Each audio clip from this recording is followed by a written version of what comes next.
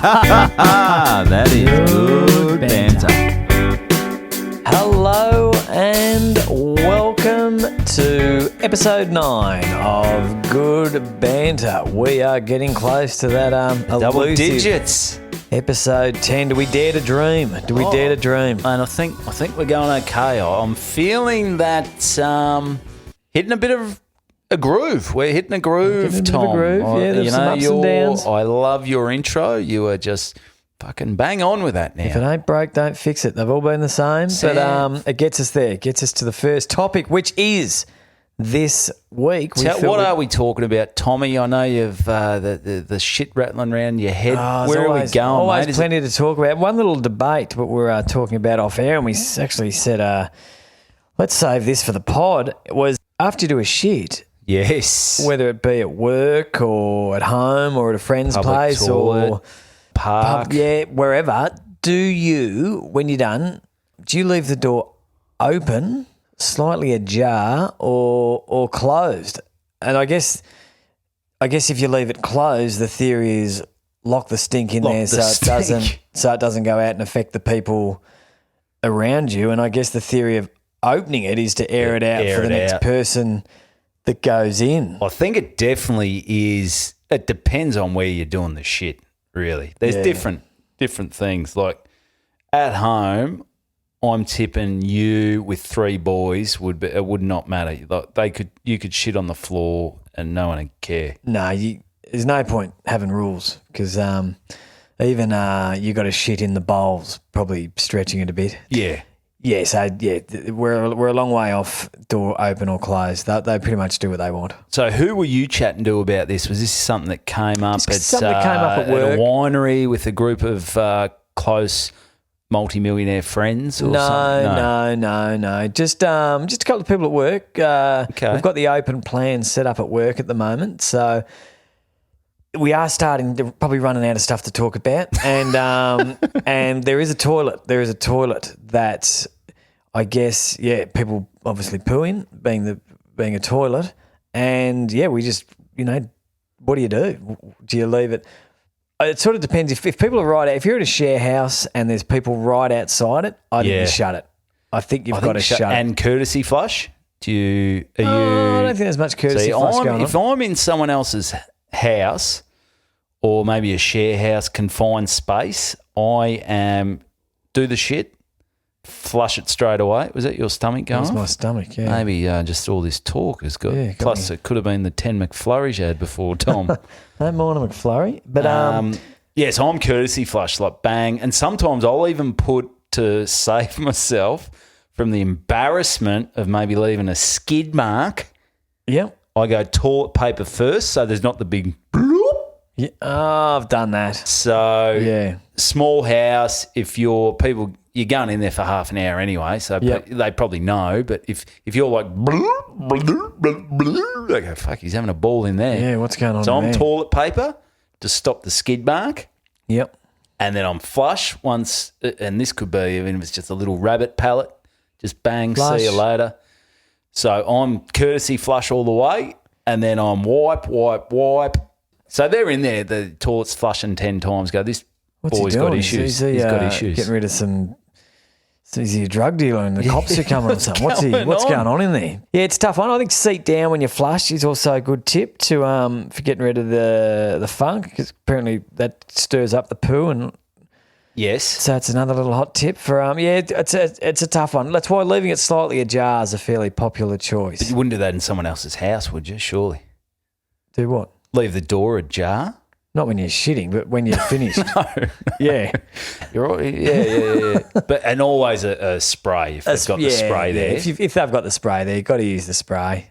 Yeah, it's an interesting one. I remember when I first got with my now wife, Tammy, she lived in a lovely little house, but the toilet, it was almost like it was in the kitchen. So it was, and it was had this sort of, it wasn't even had a sliding door. There was almost this mesh. Okay. So the air there was no point opening and closing it. It would wash out, but it was more the sound. The sound. And they had a radio that you would just go in there, and they had a radio in the toilet. You just crank it. Someone's having a shit. Yeah, someone's having a shit. But one story about the old poops. This is going back a while, back in my single days. I went. I've been meaning to bring this story up for a couple of episodes. You've been sitting on this little nugget. Sitting on this little nugget. Pardon the pun.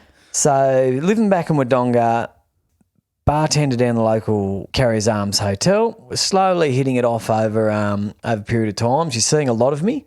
Yes. Because I haven't got much else. I'm probably working at the Meatworks in Wodonga, spending most of the money at that pub. So getting to know her fairly well, and eventually worked up the confidence to ask her out for dinner. So we went out for dinner. That was it you? What stage were you asking her? Was it you were 10 deep? Oh, it would have been late. I wasn't doing that at 7:30. This was She must have known though that you're going in there most nights and just. Were you there with mates or just? Yeah, no, they're with mates. Yeah, they're with mates. And probably not chatty at all at the start of the night. And by the end, talking her ear off, and she'd see me slowly go downhill. I think I'm killing it. But anyway, but she said yes, surprisingly, and we've gone out to the Bira, which is, look, that's all right. Sounds the Bira Elite Tavern. It's not bad. Bira Elite Tavern. It's not bad. And I've ordered, flashing me money around my bloody Meatworks cash. Surf and turf. Ordered the surf and turf. Oh, Jesus. Yeah, pretty simple rule, I think, with seafood. If you don't order it further than 200 kilometres away from the ocean. sea. If you're in Alice Springs, don't order it. I'll have the fresh barramundi. Don't get it. Don't get the oysters. Don't get the squid. Cuba Petey. Don't get it. So this is local lobster. So Wodonga's about 300 odd k's from the ocean. They claim it's fresh, but best case scenario, it's 2 hours old. If they even straight off the rod into a car and get it there as quickly as possible, which I don't think they're doing. Probably not, mate. They're claiming it's fresh. I don't know if it is. Order the surf and turf. She probably ordered something a bit more sensible, maybe the salad or Rippin' Girl. Really getting on well. Went back to my place. And I'm living with my dad at the time, and he was away. How old, Tom? You 21, 20? Yeah, that's all right. Yeah, 20, yeah. But I'd been away. I'd lived overseas for a year. Get yourself back on traveled, your feet.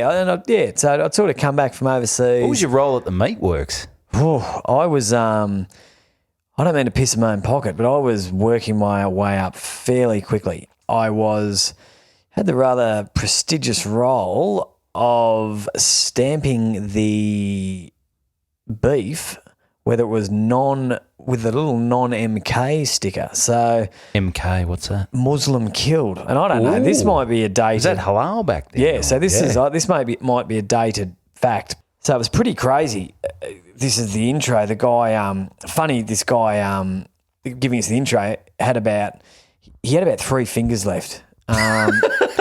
And we had the sharpest knives, sharpest knives. Yeah. And that's why, and there were bikies, there were gangsters. And I reckon they're not breath testing. No. At the 6 o'clock in the morning at the Meatworks. It was a rough environment, and everyone's packing. It's an abattoir. It's an abattoir. Yeah. It's an abattoir. We call it the Meatworks. It's an abattoir. Yeah, so the cow would come out and it would go in this little cubicle. And apologies to any vegans. I don't know if they're listening demographic, but just sense you may not like this, any of the vegans out here, but fucking go for it, This is, Tommy. and it's all facts, and I don't know whether it's still like that these days, but the cow alive would come out into this little cubicle, and it would be alive, and he'd be stressed out. Oh, he's getting pretty stressed. And sometimes he would jump over this cubicle and just be free. And when they were showing us around, he goes, so if that happens, the siren's going to go and everyone's going to run for cover. And he said, I don't know why, but the cows just go fucking mental. You've got to watch out. And maybe they're going mental because they've just seen 20 of their mates slaughtered hanging from the... This is some cult that I don't think I want to be a part of. I understand why the cow's getting a little bit testy when he makes his run for it. But anyway, so he goes in this little cubicle and the guy comes out with a stun gun, an Aussie guy. Not that you can't be Aussie Muslim, but just one of the regular workers. So he comes out and stuns the cow. Bang. In the middle of the forehead. Middle of the forehead. And look, I might be right off on these facts and let us know, but this is the way I saw it. and then that would knock the cow out. Yeah. And then a Muslim, this Muslim would run out from behind this little. take off the he'd just come in. sub-shirt. Not sure why he couldn't do the Stun. stunning, but he'd run out from this little barrier and he'd slit the throat. And Okay. It's horrible. When, Oh, yeah, look, when you say it like that, it's fucking great. horrific. It's not great, horrific. yeah. But Yeah. and anyway, every now and again, the stun gun would draw first blood or kill it, and that meant non-Muslim killed. So that had to get the stamp, the non-MK Right. stamp, which meant maybe it was, you said halal. Is that what it is? I'm not sure, but it was obviously the Muslim killed stuff. Could be exported. The other had to be eaten at the birra. Yep. With a pound of non-fresh seafood on it. So how did we get onto this? I think I asked what your illustrious job was. At So did you ever crack at the stun gun? Oh no, I never got to the stun gun. Was it one of those things like fucking around, like builders will fuck around with the nail gun at work? Oh, I don't think so. No, It's you're fairly not fucking around with the stun gun. Yeah, she wasn't. Yeah. I had one friend that worked there. The turnover was extremely high. Yeah, well, it's probably not a job where you're thinking, Yeah, you know, I've landed on my I feet can here. see myself taking over the world or living in a mansion in. I remember sitting around at lunchtimes in the tea room because you wouldn't get changed. We would just sit around eating meat pies, covered in head to toe with blood, just eating hot dogs and meat pies. It was horrific. But I had one friend that turned up, and he's walked in, and we later found out this happens to quite a few people. So you sign in, I want the job. You've got the job. Great work. You turn up to day one, door opens, and he just started spewing. He was the smell and just and it's a pretty full on thing. And by the end, you get desensitized to it. It is a pretty horrific visual. So and he was just throwing up, and they can't sack you for that. So what they do is they give you this job, and he went into this room that was, I reckon, it was the most dimly lit room I've ever seen. You couldn't hold your hand more than like worse than the old photography room at school. Did you ever do that? We had to go into the photography room. Similar sort of setup, and he just had to stamp these envelopes, and that was his job for 8 hours a day. And I think he got 2 days in and said, "No, fuck this." So is that above the? That's probably below. That's as low as you can go. The MK. Well, I don't even think it's a job. I don't think they. Right. They weren't even his envelopes. They were just like Christmas cards. You stamp them and then put them in the bin, and they just give you that job until you quit because you're useless to them because you work at the meatworks and you can't handle meat. Yeah. So yeah, but it was but I was quickly on the rise. I went from the stamp and the non-MK, and then I was putting the sort of rubber banding the legs together, and I was I was going places. Yeah, you talk about rubber banding the legs together. I went to the Philippines. Okay. About 4 years ago now, and me and my fiance and all these other people, we went on this boat trip. So what you do, there were probably about 16 of us on this boat, and you'd motor during the day. You'd see all these beautiful islands. Yep. And then in the afternoon at night, you'd stay on these islands. What, you're looking at me like I'm about to knock this light over or something. No. Spider behind me or something. So you'd pull up at all these islands where the local people on the islands they've set up your accommodation and they cook for you. So it's a way of them sustainable jobs and things like that. Because a lot of people just have to do like farming over in the Philippines from like 12 or something like that. Yeah. So that's good. But anyway, and we'd like fish off the back of the boat, and we'd catch these fish and they'd cook that up for dinner. Yep. But we were sort of getting a bit low on food. Okay. Probably about the fourth day in. So we thought we need to get something to eat. Some meat. We need some meat. Yeah. So we've gone into one of this little local village. We've anchored up, and then one of the guys off the boat has rowed in with one of the other guests, and they said they've gone into this little village, like dirt roads and whatever, and they've just walked past. It's like someone walking along your street here, and instead of having basketball rings and cars in the front yard and Christmas lights and stuff like that, which you've done a very good job, Tom. Thank you. They've got pigs. Just pigs hanging. Just pigs, live pigs, Oh, live pigs. Live pigs in the front yard. So instead of, like I said, pets. looking at a beautiful garden, Yep. it is just a dirt road and they've got a pig. So you barter for the pig. How much? I don't even know what the money is in the Philippines, but fucking, we want that pig. Yep. So then you've got they obviously don't have a stun gun on them. So they grab the pig, they do the rubber band or whatever, they tie it up and they put it back into the canoe.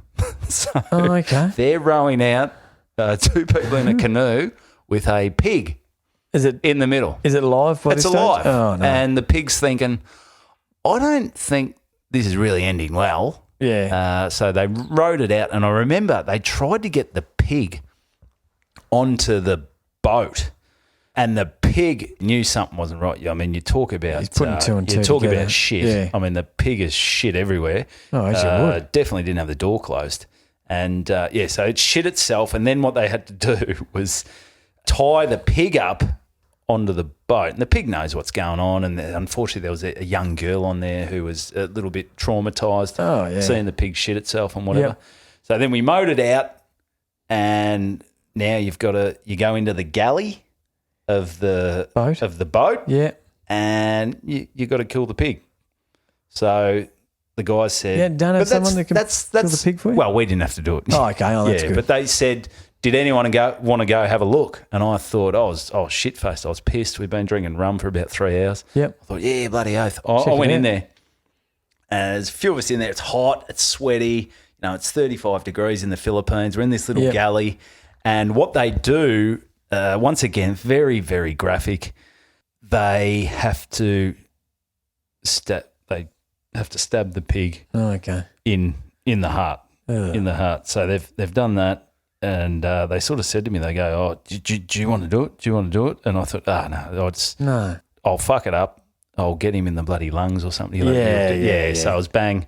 And once again, very, very graphic. Apologies about this, but into the heart, and then he sort of jerked around a bit. And then he sort of had a second wind at one stage, obviously, when he slowed down, and then bang, up again. And what they did after that was because you think, well, they're going to fucking get all his hair off. Okay. So they get the hair off the fucking pig. So they boil up water, they tip it on, and then they just use like a spoon to get the hair off the pig. It's probably too much. But this is probably grossing people out. So I'll cut it out. But and then what they ended up doing was gut it, whatever, do it, wash it all out, and we ended up having that pig on the spit. But I'd prefer it just to. You probably don't want to see that. No, I prefer just to pick it up from the supermarket, all wrapped in plastic. All wrapped up. Ask you don't no see questions. any of that. I won't ask you. You don't tell me where it came from. I won't ask any questions. Paddock to plate. This was sort of front yard to boat. Yeah, see the whole process, I guess, is nice. You don't want to be doing that all the time, though. Yeah, it was a bit tough. I think it probably had something to do with the pig shit in itself. Yeah, poor thing. But anyway. Yeah. Anyway, that's a nice family-friendly story. I'm sure he's doing fine now, that pig. He's looking down and just thinking... big fan of the podcast. He loves the podcast. That's good banter. That's some good banter. So... where were you? What were we talking about? We were on the date. Yes. So I'm on the date. Where were we? Oh, yeah, she's ordered the salad. I've ordered the surf and turf. My dad's away, and he lived not far, so we've walked back there. We lived in... It wasn't a commission house, but it wasn't far from it. It was it was 3-bedroom, but probably about as small a 3-bedroom as you can get. Paper thin walls, just tiny, really small house. And anyway, so I had my bedroom there. So we're chatting, really getting on well. We've gone to bedroom in very early days. You paid for dinner, Tom? I paid for dinner. Great. Yeah. No, I was rolling in the Meatworks cashola. The old MK money. Which paid all right. Great. Especially at that age with probably zero expenses besides alcohol and the odd surf and turf. And so the moment we got into the bed, my guts are just going... Dodgy. You got a dodgy prawn, didn't you? I don't even think it was dodgy. I think I shouldn't eat. I shouldn't eat the big, huge amounts of meat. I've always got a bit of an upset belly. Plus, probably had maybe 4 or 5 beers, and I was just thinking, this is good. It's a 1-toilet house, great, and the toilet shares a wall with my bedroom, and these are paper thin. thin. Paper thin. And my tummy's just going, brrr, and there's no way. Was it making the noise? Or was yeah. so could she hear would have heard it. It was loud and clear. And I just said, I've eventually, because I think I'm going to bloody shit my pants here. So I'm going to go to the toilet. But, and it was Wodonga. It's not like Melbourne where there's, you hear trucks and that. It was, you could literally hear a pin drop. Yeah. It was, I think it was midweek, nothing. You could hear nothing, absolute silence. And so I've gotten sat on the toilet And then and thought, all right, how do I do this? So I did what you did, what you suggested in a previous episode, I think, about laying the toilet paper. This episode, Was it? Anyway, so I've laid the toilet paper, but that's like it's no. Well, no, it's not. It's not. Well, it's not going to stop the sound. It's not going to stop. You got the guts. Yes, it's stopping the poo from hitting the water. But She it's needs not, earmuffs at this stage. She needs noise cancelling headphones. My only hope is if the neighbour's house catches on fire and like sirens, 7 fire engines turn up, and even that. All right. So I've gone, here we go. And you can't cough. You can't go. No, it's just drawing attention to it. So her head would have been, there was a wall there, paper thin, would have been less than a metre from from the toilet bowl. And that's in That's no mind, good, No. And I've thought, all right. Not really a mood I've got to try setter, is it? No, so she's obviously laying there. All right, maybe we'll just quickly do a wee or whatever, maybe a quick poo, preferably not a poo, and he'll be back. So I've thought, all right, here we go. So I'll get a tiny bit out first, a bit of noise, because there's a fair bit of gas there ahead of the poo, and it is seriously just gone. and I was like, my God. And that was before any poo or anything. And I reckon I had 1/100th of it out, and I'd nearly shook the house to its core. And I was like, this is no good. And so I've sort of tried a different angle, spread the cheeks. It's not enjoyable having a shit when you just want to, when you're having a shit, you just want to go nuts. You just want to be, you just want to this is release the valve. You talk about good poos, bad poos. This is about as unenjoyable as you could possibly get. And I'm there, got the legs apart, thinking maybe that'll cut it. Squeezing the cheeks. And I'm like, my God. So I've got up. So at this stage, there's no, I haven't pooed. Like it's all, I need a massive poo. I'm making that much noise without even pooing.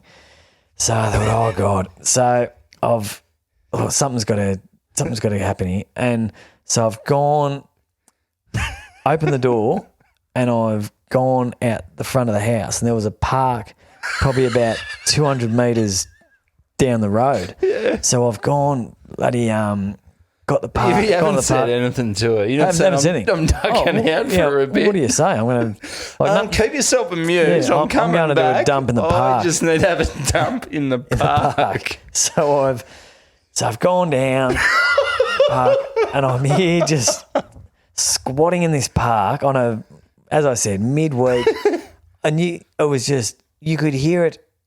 Wodonga, they say it's where the mountains meet the Murray. You could hear it echoing through the through people the in Echuca up the Murray are hearing this. It's just,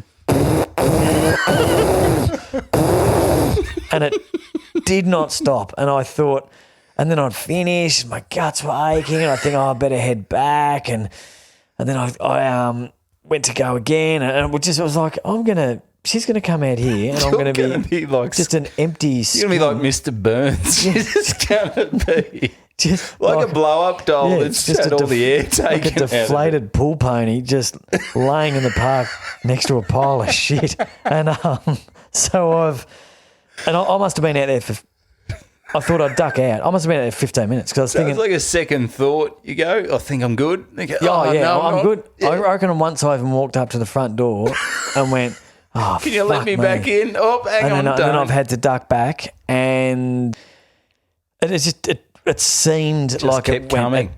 Yeah. You know when you go to the toilet and you think you're done, but it doesn't matter because you're sitting on the toilet. You're on the toilet. It was like that, but yeah. That's the thing. Sometimes when you have diarrhea that bad, sometimes when you're on the toilet and you're still scared, Yeah, yeah. And you go, this is bad. This is bad. Like it's bad when This is you're in a bad. park. Oh, it was. Yeah, so eventually, and I didn't have. I forgot toilet paper. It was a mess. It was a must mess. have been a Oh, mess. it was disgusting. What did you wipe with?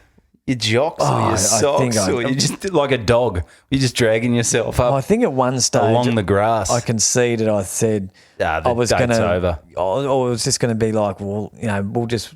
I'm not really in the mood, rah rah. I'm going to have to. Or go and have I'm never going to that shower pub again. I don't know.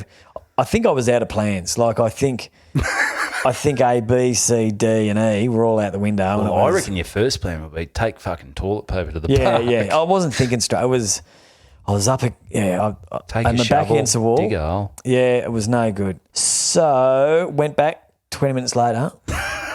By this time, you've been gone for about from the time you've hopped out of bed to. It's But it'd be pushing Tuesday by 25 then. minutes that I've been gone. Yeah. And we've only been home. We were only home for about 4 minutes before. So it was like, and then went back in. She's not there. Gone. Gone. Have never spoken to her again. Had you seen her? Have you seen her? No. No. Fought by some miracle. She stopped working at the pub. Yeah. I didn't go there for a couple of weeks, and then someone said, "Oh, she doesn't work there anymore." I was like, "Oh, thank God, I can go back." She's moved overseas. Yeah, probably given up on. I put her off all Australian men. So I'd love to, just pick her brain. What does she think? Because did she think, well, maybe I wasn't that into her, and I did a runner on her in my own house, or did she? Oh, she heard the initial fart, so. I think at that stage she's probably going, I don't think this is going well. Oh yeah, well that's it. Maybe she just wasn't thinking I wasn't into her. She obviously lost a bit of attraction to me. Well, I mean, you're not. Yeah, even after that, Jesus Christ! Imagine as she was. I often wonder if, as she was leaving, if she saw me in the park. Like, like there's two ways you can sort of go. You can go the back way, and she wouldn't have known me, or she just walked. And I often wonder if she's just. I picture her just standing there looking at me from, 50 metres away, going, "Oh my God, that's him." 20 minutes ago, I was attracted to that guy, and I'm just shitting in a park. Well, maybe she had the runs as well and gone, thank fuck. Maybe it was dodgy. And she the just salad was dodgy. She goes, I've got to go as well. She went to a different park. Well, she could have been using the toilet because I was out. That's just funny. Like you've gone out of the house. It's almost one of those ones in hindsight. You just go, and you never would because you're young. Would you just go, listen, I've got problems. Yeah. I'm feeling a bit crook. I think you would now. You would now. Looking back though at the time, you're thinking you're so embarrassed back then. You don't even want to fart, and that is a bad feeling when you're on the toilet. And it was bad. Everyone's listening, and even in public toilets, I don't do farts. No, you're a bit conscious. Like you listen to, you go to the shopping centre toilet and you listen to some bloke who obviously he's been holding on to this for a few. He's like, oh Jesus, yeah, they don't sounds give like a he's fuck. on the bench press in there. Because I had that as well. I was walking home from a party, so I was in the outdoors anyway. It didn't really matter to me. I wasn't on a date or anything like that, but I was walking home. I'm out in Mooralbark. I'm walking home from a party. I'd played football. Sometimes after playing football, then getting on the grog, your guts. Oh yeah, your tummy's your guts not get great a bit. at all, yeah. Fuck, so this is like 3 a.m. or something, and I reckon I'm about 3 k's from home, and my guts have just gone. Okay. And I'm like, ooh, this is bad. Yeah. This is bad. So I'm sort of doing that. I'm squeezing the cheeks together as I'm up on my toes. I'm squeezing my cheeks together, and I'm really thinking, I don't know if I'm going to make it, because it is that one where the guts are just dropped and you go, there is no pressure. If I untense my cheeks, that is going right down my leg. Yep. So I managed to sort of crab walk to, I reckon I got within, you'd probably say 800 metres from home. Okay. And I'm like, I'm not going to make it. How does your bum know? It just knows you're getting close. Oh, well, mine knew. Geez, I was almost in the next suburb and I knew this isn't going to end well. So about 800 metres from home, like I said, I just could not hold it. And I had to pick a nature strip. Okay. It was a nature strip where I didn't want to pick the perfectly manicured lawn. Yep. So I sort of picked a house that was a bit of a dodgy looking house. So the lawn was up sort of past ankle height. It was about shin height. So you thought they wouldn't mind? Shin height. I thought, I don't know if they're really going to find this. They might just think it's a dog. Yep. They'll just mow it when it turns white, chew it up in the lawnmower. But there was no hardness to it at all because the guts were just gone. Explosion. And it was one of those things where you sort of had to do the squat. And when you're squatting, I can understand when girls do it, you just worry about which angle it's going to come out. Yeah, Is it going to go down my leg? It's going to do this. So you're really just getting right into it. I bent over and it was just... like a shotgun. It was not good. And then what I had to do, I think I used maybe some socks just to dab it a bit, and I basically walked the 800 metres home with my pants around my ankles, just like, because I couldn't pull my pants up. Because I hadn't done enough with shower when you get home? You had to. Yeah, I showered when I got home. I threw my jocks out because I did get some on my jocks. Okay. Yeah, it was bad news. How old were you? I probably would have been 19 or 20. I did and I can't believe I didn't think of this when I was talking.